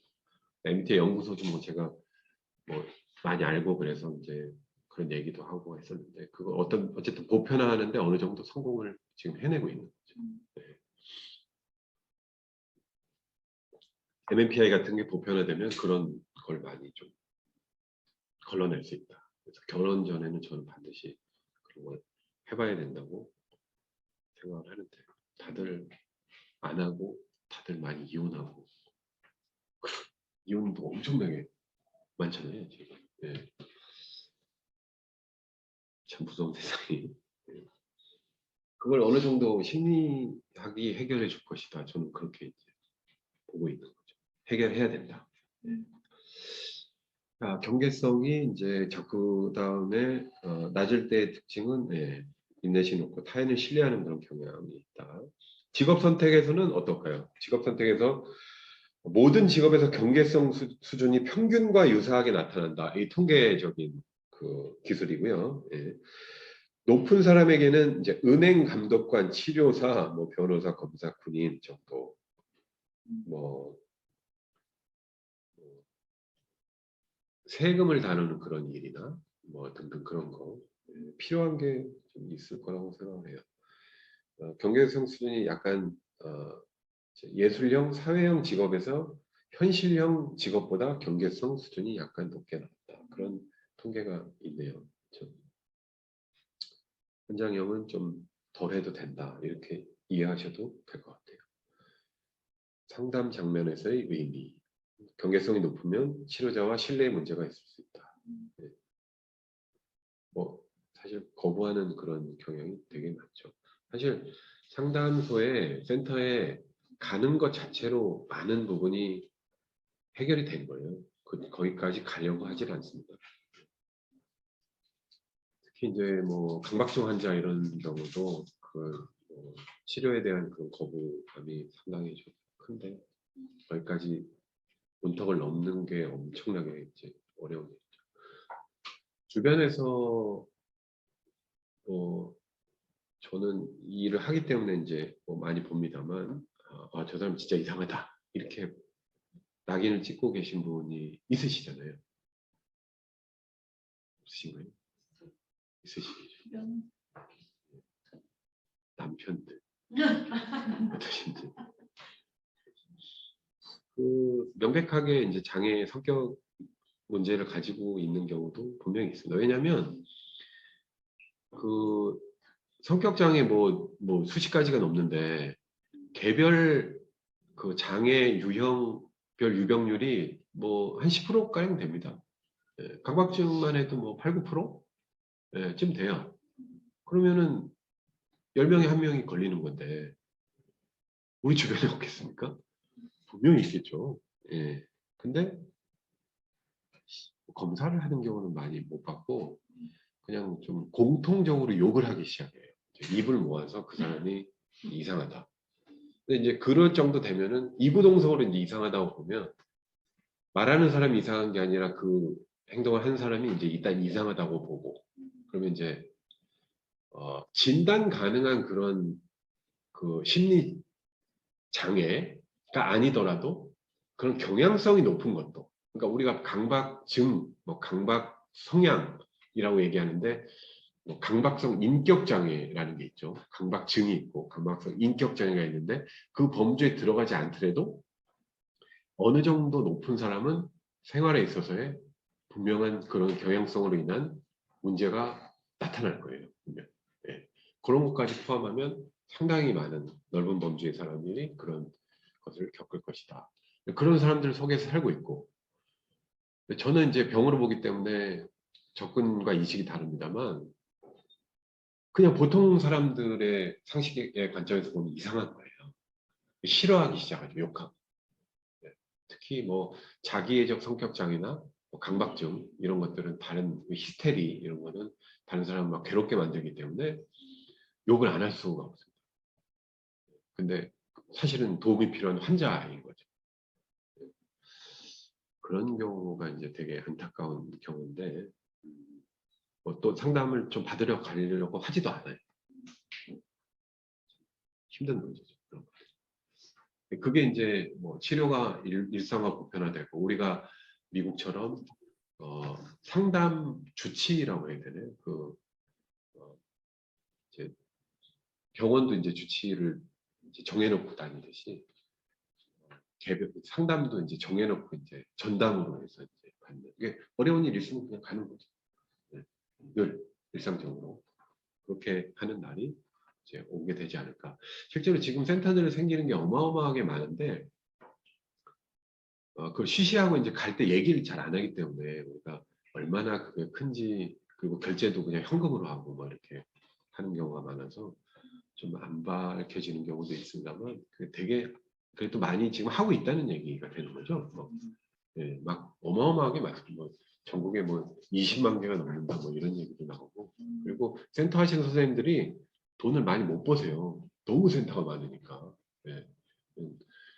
이미 많이 포화됐다 그렇게 이제 볼 수 있는 거죠. 그리고 기업에서도 당연히 EAP 같은 걸 다 이제 일반적으로 다 지원하는 그런 시점에 와 있는 거죠. 심리 건강 관리 이런 게 이제 못지않게 중요하다. 저는 그렇게 봅니다. 자, 다음 요인 추상성. 추상성 하니까 이게 조금 이 상상력 공상 뭐 이런 겁니다. MBTI에 뭐 있습니까? N이죠, N 직관. 그런 거하고 유사하다라고 생각하시면 될 것 같아요. 그래서 뭐 공상이나 생각에 더 많은 시간과 노력을 할애하는 경향이 있다. 좀 약간 4차원, 그냥 보통 성격을 얘기하는 말로는 뭐 그런 것과 관련이 있을 수 있고 낮으면 어떻겠습니까? 구체적이고 실질적이고 현실적이다. S죠, S. 그래서 추상성은 N이다. 반대는 S다라고 생각하시면 됩니다. 그래서 강인성, 수용성에 영향을 미친다.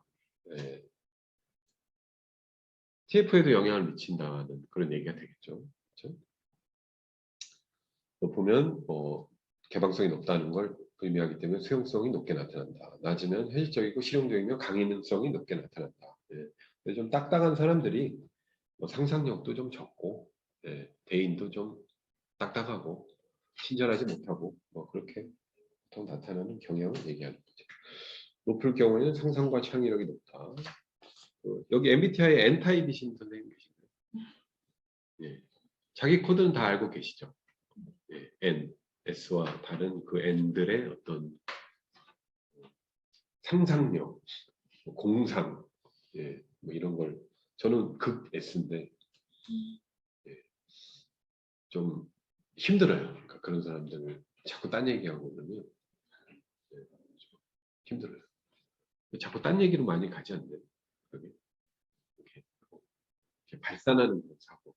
S타입은 딱딱 정해진 대로 이렇게 끝나고 가고 이렇게 떠오르는 대로 얘기하고 뭐 그런 경향이 좀 있는 것 같아요. N이 극에 달하면 NF 뭐 특히 이런 경우 상당히 좀 쉽지 않죠. 그런 재미는 있을 수도 있겠네요. 낮을 때는 당연히 구체적이고 관찰 가능한 객관적인 것을 중요시한다. 지금 무슨 얘기하는 거야? 뭐 그게 실질적으로 뭐에 쓰이는데 뭐 왜 중요한데 이렇게 이제 나갈 수 있겠죠. 낮은 경우는 직업 선택에서는 뭐가 당연히 예술형이겠고 낮은 추상성은 여기 보시는 대로 관습형에서 많이 나타난다 이렇게 되어 있습니다. 관습형에 상상과 창의가 필요가 없다는 거죠. 그렇죠. 딱딱 정해진 대로. 저는 의료계통도 관습형이라고 생각을 합니다. 의사가 상상에 입각해서 이 약 저 약을 막 써보고 그럴 수는 없기 때문에 정해진 대로 다 그렇죠. 상담 장면에서는 창의적이고 새로운 상담 기법을 활용할 때 효과적이다. 뭐 이런 얘기가 있더라고요. 좀 모르겠어요. 뭐 상담하시는 분들이 다 뭐 내담자에 따라서 유형을 달리할 수도 없고 그분들도 TF가 있을 텐데 SN이 있고 그거를 다르게 하기는 좀 쉽지 않을 거라고 생각합니다. 그래서 접근 방법이 뭐 인본주의적인 뭐 무조건적 수용 뭐 이런 접근도 있고 분석적으로 막 접근해서 이제 하는 경우도 있고 다 스타일이 좀 다르신 것 같아요. 근데 여기 상담 장면에서 의미를 쭉 이제 나중에 뭐 다 정독을 해보실 텐데 유형이 비슷한 상담자와 내담자가 잘 맞아요. 아무래도 그게 잘 통하게 돼 있습니다. N끼리, S끼리, T끼리 더 잘 맞고 다만 이제 상담자가 높은 수준의 그러니까 비슷한 유형의 높은 수준의 지적 요인 이렇게 구비가 됐을 때 조합이 됐을 때 이제 효과가 크다 이렇게 했습니다. 자, 은폐성 가볼까요? 은폐성이 아까 말씀드린 대로 뭘 은폐하는데 그렇죠. 남들에게 털어놓기보다 혼자 생각하는 경향이 강하다. 그러니까 이제 잘 오픈을 안 하려고 하는 거죠. 그것을 이제 우리가 은폐성이라고 하는 은폐성 이게 뭐 개방성 뭐 약간 오픈니스 뭐 이런 거 표현할 수도 있을 것 같고 읽다 보니까 이제 그런 성향이고 높을 때는 이제 자기 얘기 잘하는 사람, 낮을 때는 그런 것을 높은 경우가 이제 은폐성이 높은 거니까 잘 안 하는 사람이고 낮을 때는 주저하지 않는 그런 사람. 처음 만난 사람과도 자기 이야기를 할 수 있을 정도로 뭐 그런 것이 있다. 직업 선택 의미 보시면 관습형 직업에서 은폐성이 높게 나타나는 경향이 있고 친밀한 관계를 요하는 그런 직업일수록 작게 나타나는 경향이 있겠죠. 은폐성도 1번 외향성과 내향성에 영향을 미친다. 자, 그 다음에 불안 보시고요. 다음 장 불안에서 이건 그냥 불안입니다. 그러니까 이 근원 특질 16PF의 근원 특질의 불안이 있고 그 다음에 O요인 B5 요인의 고불안 저불안이 있고 그냥 거의 정확히 정방향으로 상관관계를 가지고 있겠죠. 그래서 2번 요인 고불안 저불안에 높으면 고불안 이렇게 걸리도록 되어 있습니다. 아까 말씀드린 대로 MBTI에서 측정하지 않는 불안 요인 이런 것들이 여기서 이제 좀 나타나는 경향이 있겠죠. 그래서 사실 16PF는 훨씬 더 정보가 많아요. 예, 제가 만약에 제가 16PF의 개인의 결과만 가지고 있다고 쳐도 저는 MBTI 유형을 알 수 있어요. 예, 알 수 있고 그리고 다른 것들, 그러니까 지금 불안 같은 것은 측정하지 않는 거죠. 예, 그것뿐만 아니고 MBTI에서 측정하는 요인 중에 세세한 다른 것들도 유추할 수 있도록 그렇게 되어 있습니다. 16PF를 이제 하다 보니까 뭐 그런 효용이 있겠구나. 예, 그러니까 뭐 MBTI도 잘 많이 하시고 하시는데 뭐 심리 전문가들 사이에서는 MBTI가 뭐 반드시 가장 좋은 검사는 아니다. 그렇게 가장 많이 알려진 것이 가장 좋은 검사는 아니다라고 얘기하는 경우가 상당히 좀 많습니다. 사실. 그럼 뭐 MBTI를 몰라 요새 막 그런 얘기까지도 하던데 특히 젊은 세대에서 MZ 세대가 이제 그런 얘기를 많이 한다고. 예. 재밌는 그런. 예, 은폐성이 예, 직업 선택에서도 마찬가지로 예, 뭐 불안이죠, 불안. 예. 높은 경우에 예, 대체로 봉사하는 직업이 적합하다 이런 식으로 되어 있네요. 예, 불안 수준이 높은 것이 도움이 되는 직종은 없다 이렇게 나와 있는 것이죠. 예, 그거 이해하시면 되겠고. 상담 전면에서 높은 수준의 불안은 선천적인 것인지 최근에 겪은 상황에 대한 반응인 것인지를 알아내야 된다. MBTI는 유형 변화가 그렇게 크지 않고요. MMPI는 최근에 겪은 생활 사건들에 따라서 뜨고 지는 그런 요인들이 꽤 많아요. 뭐 트라우마를 겪거나 대인관계 문제 있거나 혹은 직장에서의 곤란이나 이런 것들을 겪을 때 일시적으로 높아지는 그런 경향이 있습니다. 그런 것들을 좀 잘 보면서 또 계속 해보면 되죠. 추이를 보면 되는 거고. MBTI는 근데 별로 그럴 필요는 없을 것 같아요. 저는 MBTI를 처음 하는 순간부터 오늘까지 유형의 변화가 전혀 없었어요. 네. 바뀌신 분 계신가요? 몇 개나 바뀌셨어요? 그래요? 원래 완전히 높던 게 막 반대로 높은 건 아니죠. 그냥 보통 중간에 있던 게 약간 왔다 갔다 하시는 거 아니에요? 네. 중간에 있던 게 좀 바뀌었어요. 네. F가 좀 높은 편이었거든요. 네. 불안을 높았을 때. 네. 지금은 T가 많이 높아요. 네. 나이 들면서 어떤 변화? 네, 어릴 때는 그 엄한 부모님의 그 착한 아이처럼 이렇게 하다 보니까 예. 이렇게 막 주변 상황을 맞추려는데 신경을 많이 썼고 성인 돼서부터는 이제 그냥 이제 하고 싶은 대로 막 하니까 티가 되더라고요. 가르치는 직업을 좀 오래 하니까 예. 티가 나요. 다른 경우 직업적인 저는 면은 좀 영향을 많이 끼쳤어요. 저는 그냥 원래부터 계속 T인데 우리가 이제 성격에 맞지 않는 행동을 반복하면 스트레스를 받는다고 얘기를 하잖아요. 그렇게 돼 있거든요. 그러니까 그 스트레스를 이길 정도의 어떤 그런 보상. 사실 회사 다니는 것도 엄청난 스트레스지만 월급이라는 보상 때문에 성에 맞지 않는 행동을 반복하고 있는 거잖아요. 계속. 그렇죠? 뭐 그러면서 유지가 될 수 있는지는 잘 모르겠어요. 저는 그렇게 잘 안 해봐가지고. 만약에 그랬다면 스트레스를 상당히 많이 받았을 텐데 스스로 그걸 받는지 잘 모르는 경우도 있을 거예요. 네. 그러면은 이제 성인병 같은 거로 나타난다고 그렇게 얘기를 하던데. 네. 면역병 자극 그렇죠. 그러면은 맞네요. 그런 장기적인 데미지가 누적돼서 오는 그런 질병들 있잖아요. 그런 거. 네. 그런 게 이제 성에 맞지 않는 행동의 반복이라고 이제 원인을 그렇게 얘기를 합니다.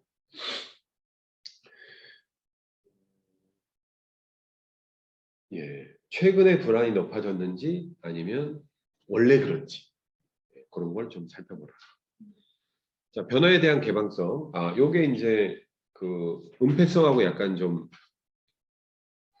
느낌이 좀 있네요. 그렇죠? 변화에 대한 개방성. 그러니까 지금 5요인에 보시면 강인성, 수용성에 영향을 미치고, 그렇죠? 독립성, 수용성에도 영향을 받는다. 이렇게 되어 있습니다. 높으면, 변화에 대한 개방성이 높으면 혁신적이라는 그런 얘기가 되겠죠. 예. 그럼 낮은 경우에는 이제 기존의 방식을 답습하는 그런 스타일이다. 이렇게 얘기가 됩니다. 직업 선택에서 당연히 뭐 그 행동, 뭐 어떤 얽매이지 않는 행동과 아이디어를 표출하는 그런 쪽으로 당연히 강할 거고, 상담 장면에서는 예, 변화에 대한 개방성이 높은 사람들이 그렇게 뭐 불안하진 않겠죠. 사실 그렇게 불안함이 많으면 그런 새로운 시도 자체를 좀 많이 못할 테니까 상담을 오는 부류에 많은 부류에 이제 속하지는 않을 거라고 생각합니다. 그다음에 이제 Q2는 교재는 독자성이라고 돼 있고 파워포인트에는 자기 신뢰라고 돼 있습니다. 똑같은 얘기죠. 네. 그렇게 같이 이해하시면 되겠습니다. 그 영어로 이제 셀프 릴라이언스라고 해서 자기 신뢰라고 이렇게 표현을 한 것 같아요. 그렇죠? 네.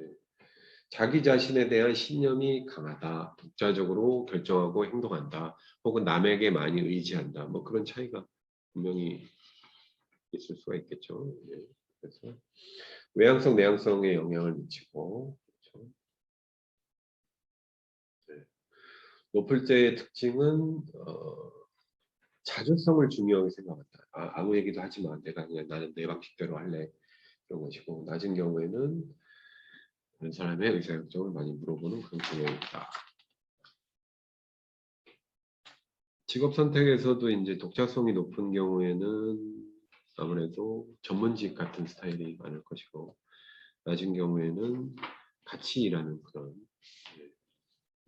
직종의 분포가 많을 것이다. 예상해 볼 수가 있고.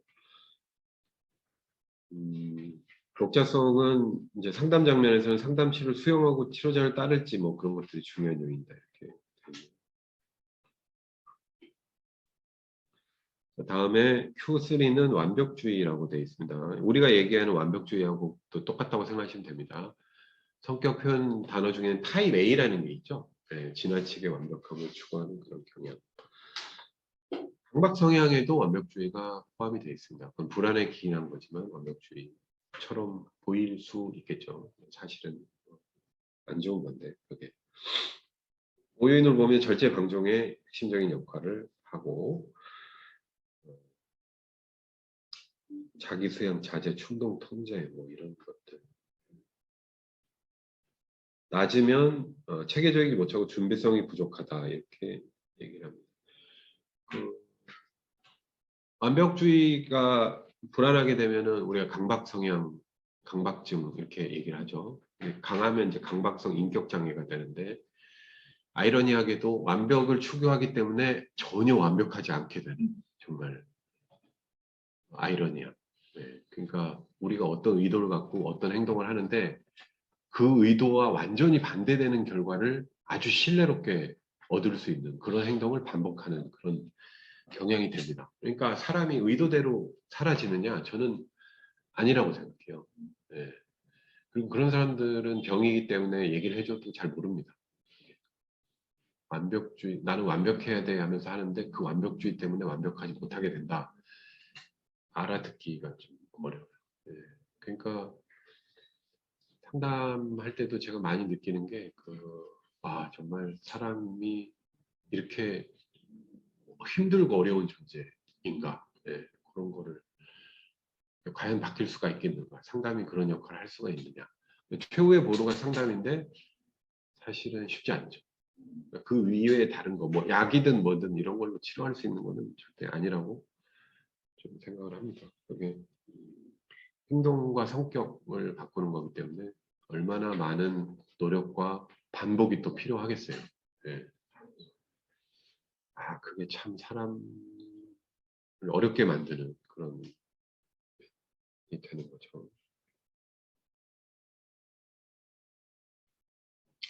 뭐 학생을 다루시거나 아니면 비즈니스에서 뭐 사람을 만나거나 가족 관계에서도 뭐 그런 경우가 있는데 예. 사람들끼리 잘 지낸다는 것 자체가 참 엄청나게 어려운 일이다 그렇게 볼 수가 있습니다.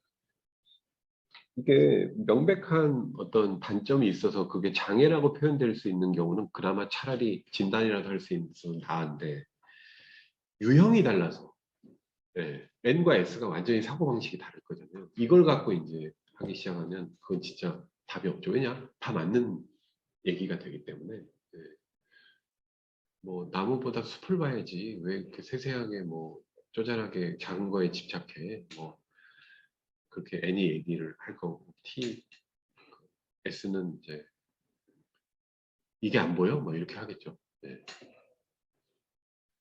안 보이는데 실제로 그게 기능적으로 안 보이는 게 아니라 그게 인식이 잘 안 되는 뭐 그런 차이.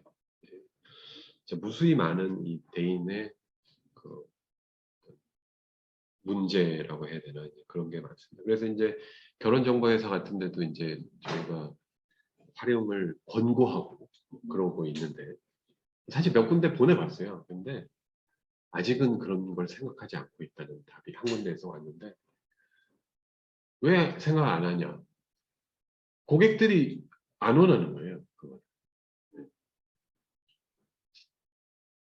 그게 왜 그럴까요? 저는 참 그거 건강진단서보다 그게 더 중요하다고 생각하는데 지금은 뭐 보면 뭐 재산, 학력 뭐 그런 거 예, 중요한데 그거 중요하죠. 보통 보긴 봐야 되는데 왜 심리적인 걸 왜 다시 안 보느냐. 그렇죠. 그래서 MBTI가 좀 많은 그런 역할을 하는 것 같아요. MBTI 유형이 뭐예요? 하면 뭐 어떻겠구나 뭐 그런 유추 좀 해볼 수 있으니까 참, 앞으로도 많은 발전이 있겠죠. 그게. 자, 완벽주의 높을 때, 지나치게 높지 않으면 높을 때 괜찮거나 낮을 때는 비계획적, 비구조적, 운에 맡기는 경향이 있다. 뭐 약간 저하고 약간 비슷한 것 같기도 하고. 제가 이제 P타입이거든요. P타입. P가 아주 센 P입니다. 그래서 계획을 잘 안 하고, 왜냐하면 예측 불가능한 요인들이 살다 보면 너무 많기 때문에 그걸 다 통제하려고 할 수 없다. 뭐 그런 차원이죠. 직업 선택에서 뭐 완벽주의는 어떤 C타입 당연히 많겠죠. 아닌 경우가 예술 쪽이네요, 역시. 예. 자꾸 부정적인 쪽에 많이 등장하는데 뭐 그렇게 통계상으로 보면 그렇다는 얘기가 되겠죠. 그렇죠. 예. 다음에 이제 마지막이죠. 긴장, 텐션. 이게 이제 불안하고 이제 조금 약간 다른가 봐요. 다른 요인으로 지금 측정을 하고 있습니다. 긴장에는 특히 어떤 쪽에 초점을 맞추고 있냐면 신경질적 추동이나 원동력. 긴장이 높으면 불안이 높고 긴장이 낮으면 불안이 낮다. 불안과 같은 방향으로 움직이고 있고 당연히 2번의 중요한 빅5의 2번의 중요한 판단 기준이 될 겁니다. 긍정적인 면도 있고 수행과 성취 낮을 때는 여유롭고 쉽게 좌절하지 않으면 만족도가 높다. 긴장을 많이 안 하는 게 좋다. 그런 얘기가 되겠죠. 직업 선택에서는 뭐 높은 긴장 수준 사람은 역시 예술형에서 많이 보인다 이렇게 돼 있네요. 사회형 뭐 다른 그런 쪽은 이제 낮은 쪽. 불안과 약간 비슷한 방식으로 움직인다 이렇게 생각하시면 됩니다. 이상으로 16개의 요인을 살펴봤는데 그냥 단어 자체로 그냥 인식을 그냥 하시면 될 것 같아요. 해석하시면서 이건 무슨 요인인데 뭐 빅5하고는 어떻겠다. 그리고 또 MBTI를 아시면 그러면 MBTI는 어떤 식으로 유형이 나오겠다. 이렇게 해서 이제 판단하시는데 도움을 받으시면 되죠. 제가 이제 드릴 자료 중에 이 자료하고 그다음에 이제 해석 그 영상이 있어요. 잠깐 보시면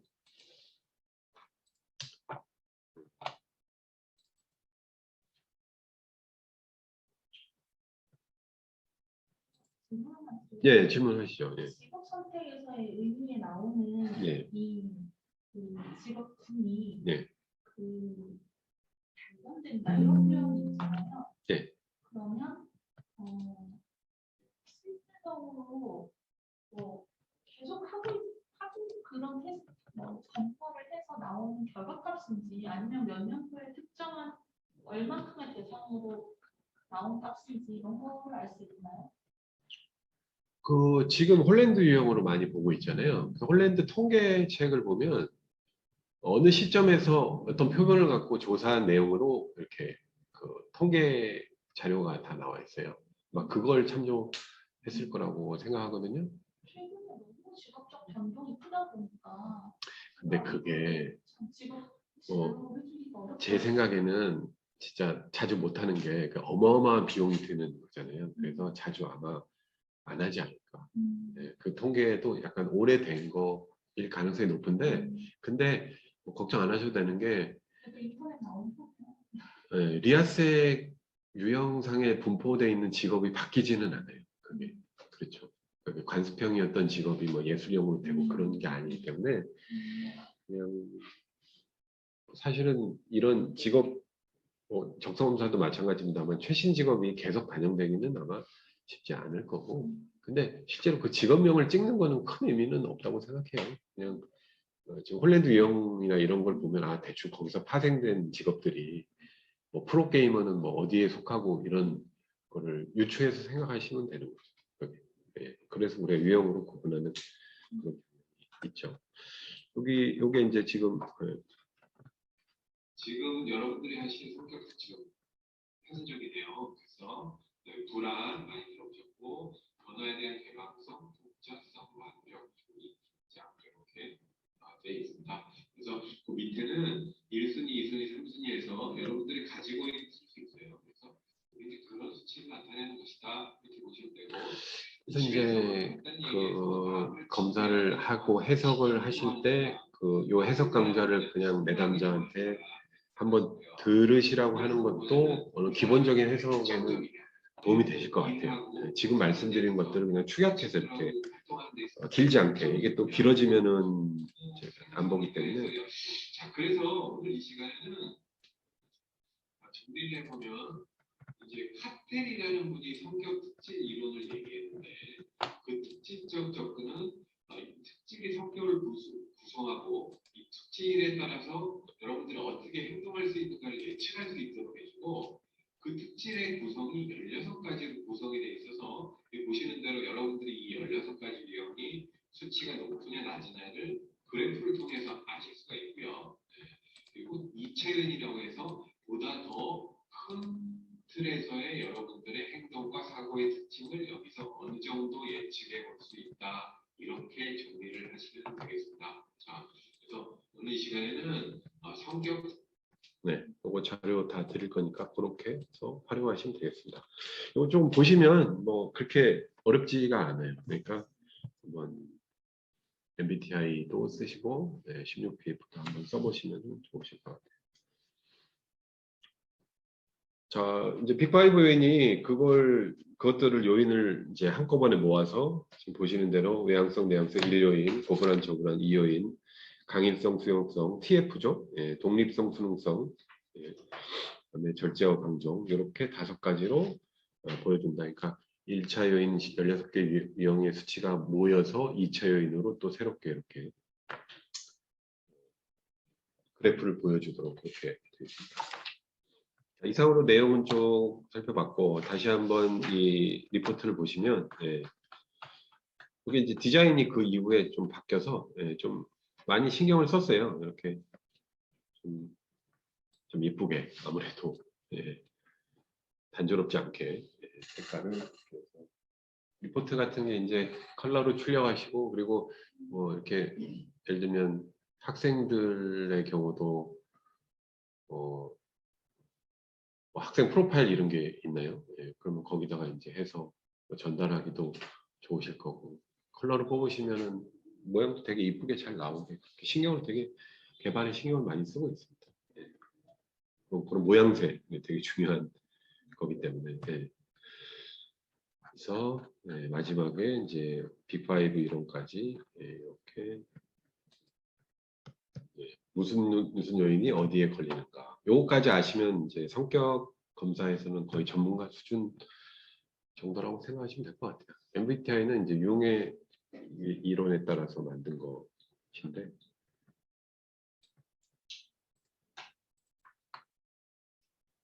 좀 다르죠. 그러면 마지막으로 요걸 시간이 그래도 조금 정리를 해볼까요? 정신분석적 접근은 프로이드와 융을 얘기하고죠. 요거는 이제 나중에 공부하실 때 좀 더 보시면 좋을 것 같아요. 프로이드를 배운다는 게 심리학으로서는 뭐 진짜 뭐 근본을 배우는 것 같은 그런 인식 아직도 있나 봐요. 예. 저는 처음 배울 때 참 재밌고 좀 쇼킹했는데, 예. 근데 그럴 것 같기도 하고, 예. 모든 인간의 이 삶의 원리를 성적인 에너지와 본능 이렇게 가지고 하기 때문에 따지고 보면 사실 맞는데 그게 예, 예.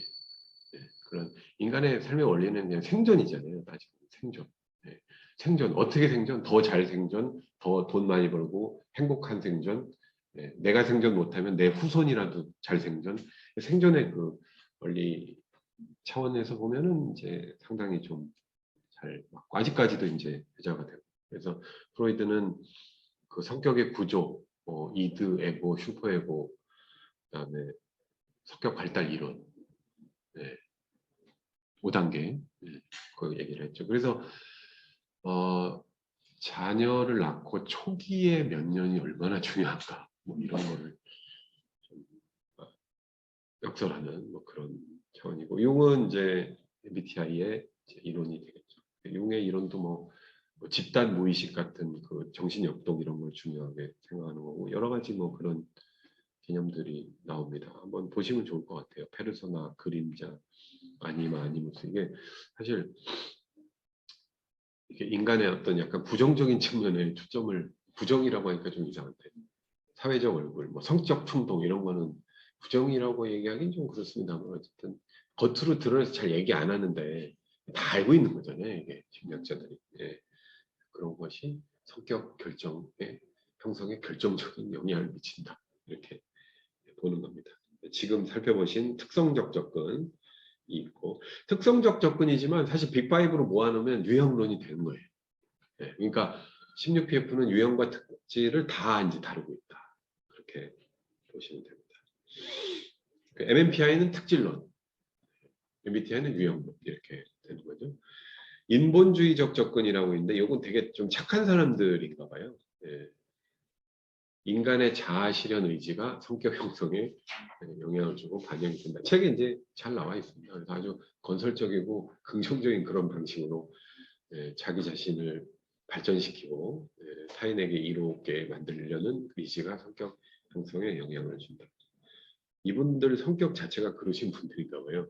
세상을 그렇게 보신 거니까. 뭐 하여간 그런 접근이 있다는 거고. 그다음에 사회 학습적 접근 뭐 이런 행동주의는 그 자극과 반응으로 봅니다. 무조건.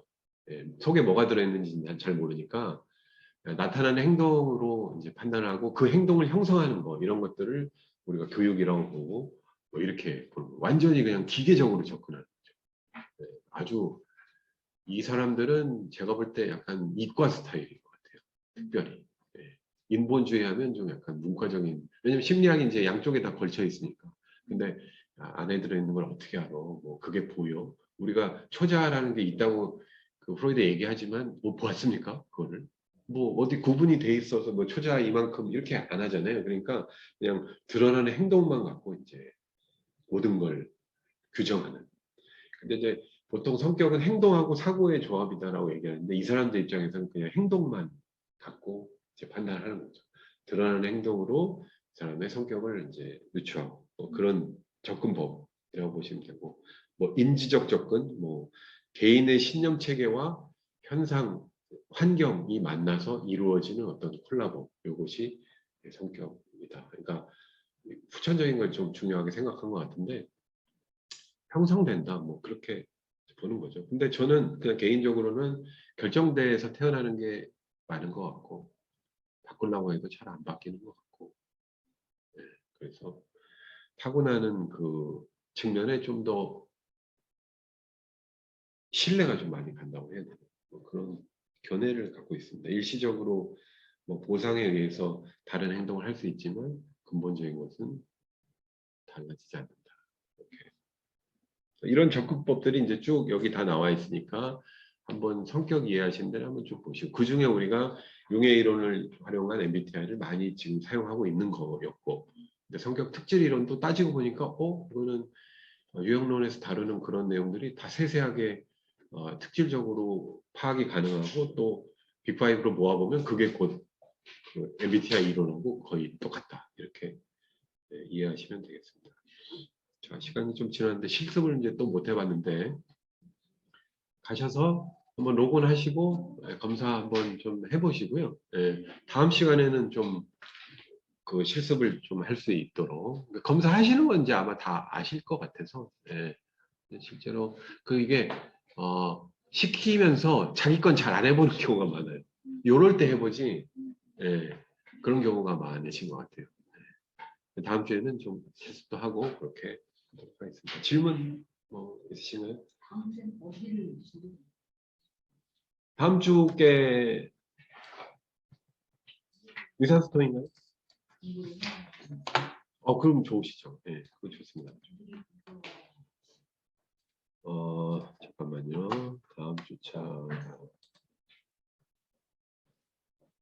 스트레스를 다음에는 이상심리학으로 넘어가네요. 277페이지가 되겠네요. 스트레스. 거기 좀 읽어보시면 좋으실 것 같고요. 네.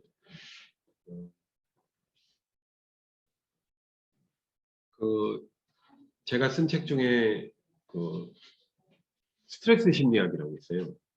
이게 책 홍보를 하면 안 되지만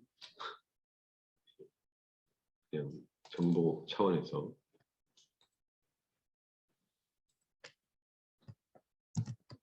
사람마다 그 스트레스를 푸는 방법이 다른 거잖아요. 네, 그런 거에 관련된 그걸 거죠. 통해서 그 사람의 기질이라든지 특질을 알 수 있다는 거예요. 스트레스의 양상에 국한돼서 알 수 있겠죠. 네.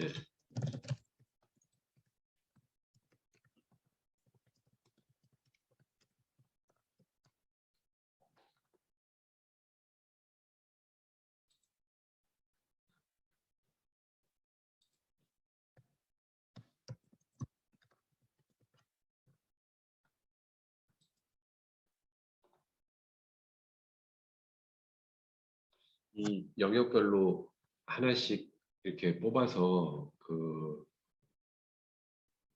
쉽게 만화가 많이 포함된 책으로 하나씩 따로 만들고 있거든요. 그래서 중앙대학교 이제 정태영 교수님하고 오한진 박사님은 가정의학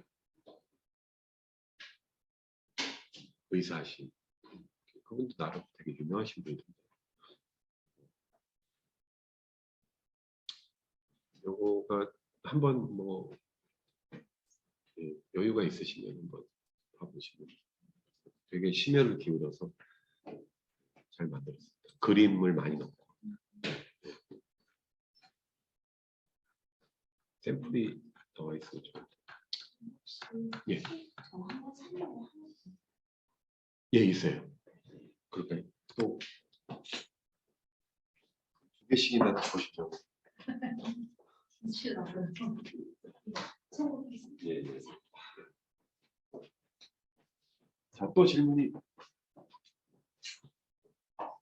있으면 오늘 고생하셨고요. 이게 나오시니까 그래도 제가 그냥 얘기하기도 좋고 다음 주에도 오시는 거죠. 네. 이상으로 마치겠습니다. 네. 고생하셨습니다. 네. 제가 출연하는 생각보다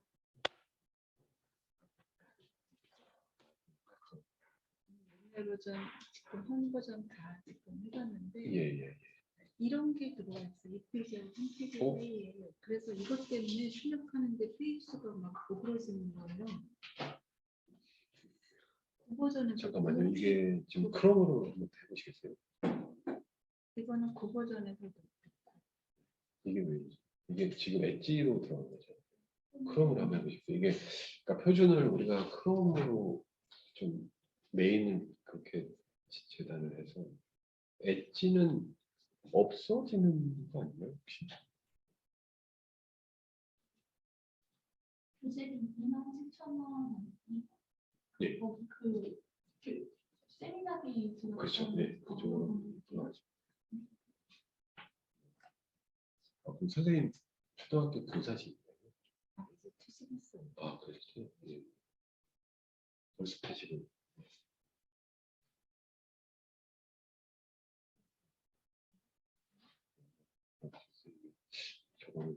저는 브라우저를 안 봐가지고.